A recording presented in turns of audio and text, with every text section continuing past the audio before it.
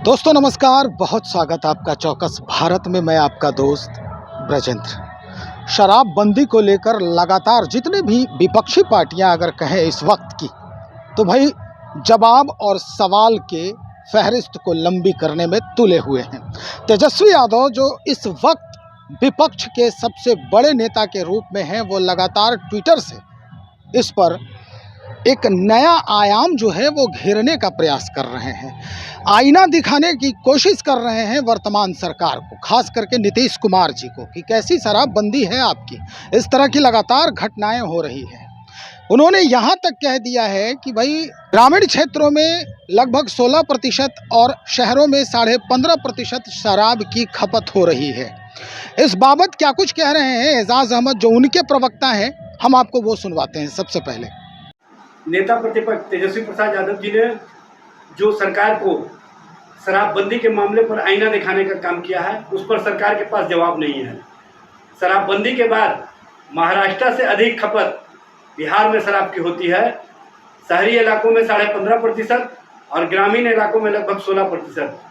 सबसे बड़ी विडंबना ये है कि महागठबंधन सरकार के माध्यम से जो 2016 में शराबबंदी लागू की गई थी महात्मा गांधी के शहादत दिवस के अवसर पर, उसके बाद से बिहार के लोगों ने संकल्प लिया था कि न पिएंगे न पिए देंगे। लेकिन उस मामले पर कहीं ना कहीं सरकार के द्वारा जो कोताही बरती जा रही है, सरकार के द्वारा जो कहीं ना कहीं शराब माफियाओं को संरक्षित किया जा रहा है, उसके कारण इस तरह की स्थिति और परिस्थिति है।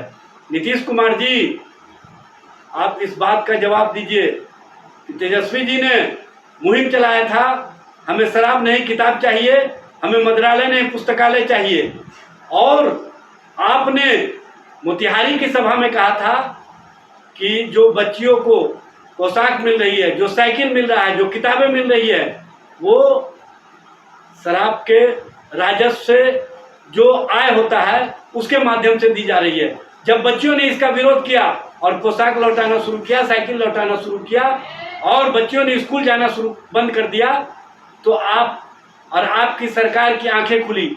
और जब 2015 में तेजस्वी जी बिहार के डिप्टी सीएम बने, तो उन्होंने सबसे पहले उस संकल्प को याद दिलाया कि हमने लोगों के बीच मुहिम चलाई है कि शराब नहीं किताब चाहिए, मंत्रालय नहीं पुस्तकालय चाहिए। और इस मुहिम में हम चाहते हैं कि बिहार में शराबबंदी पूर्णतः लागू हो। तो नीतीश जी ने महिलाओं का बहाना बना करके शराबबंदी के संकल्प को, जो महागठबंधन का सरकार का संकल्प था, जो तेजस्वी जी का संकल्प था, उसको अक्षरशः लागू करने की घोषणा की। लेकिन अफसोस की बात है कि 2005 से 2015 के बीच में भारतीय जनता पार्टी और जनता दल की सरकार ने नई शराब प्रोत्साहन नीति के माध्यम से हर गांव और पंचायत में शराब दुकानें खुलवाई, और हर जगह अब संस्कृति का माहौल और गाली गलौज की भाषा इस्तेमाल होने लगी।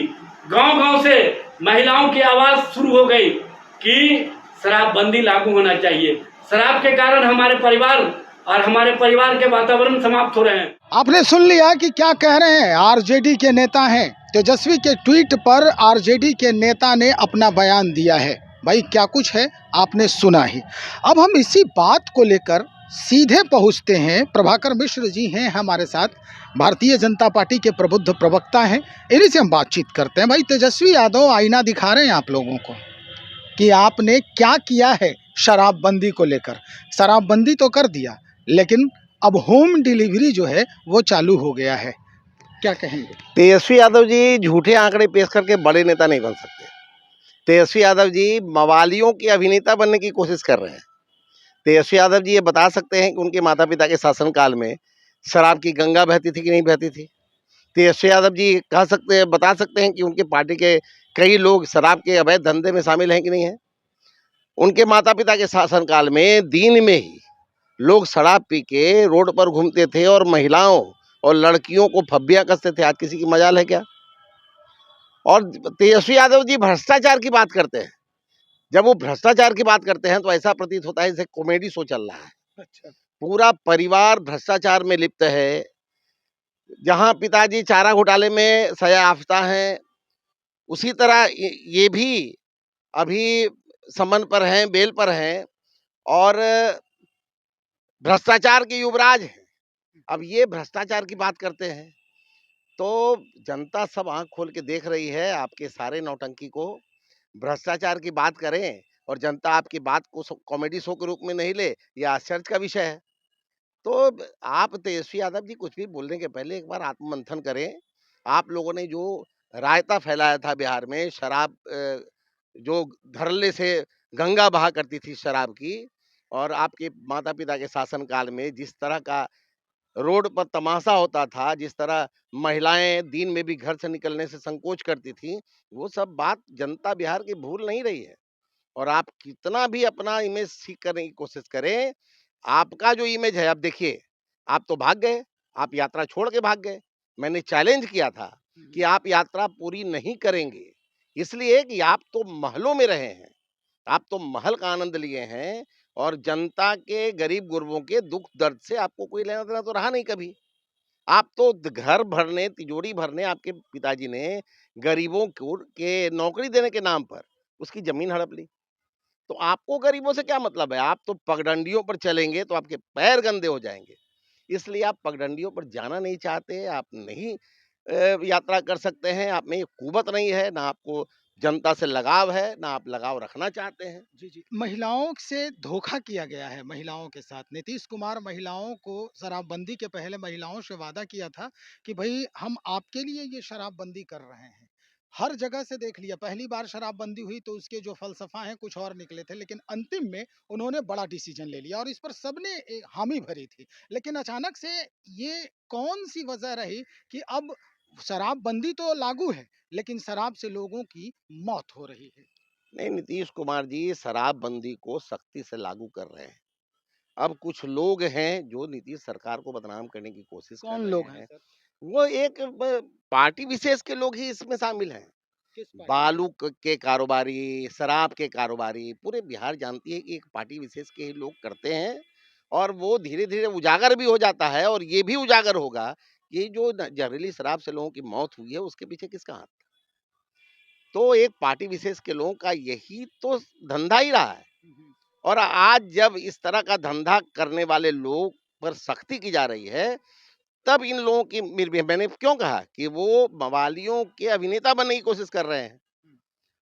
तो जो इस तरह के काम में लिप्त हैं, वो तो इन्हीं के संरक्षण से लिप्त हैं। हाँ, राष्ट्रीय जनता दल सबसे बड़ा संरक्षक है बालू माफिया और शराब माफिया का।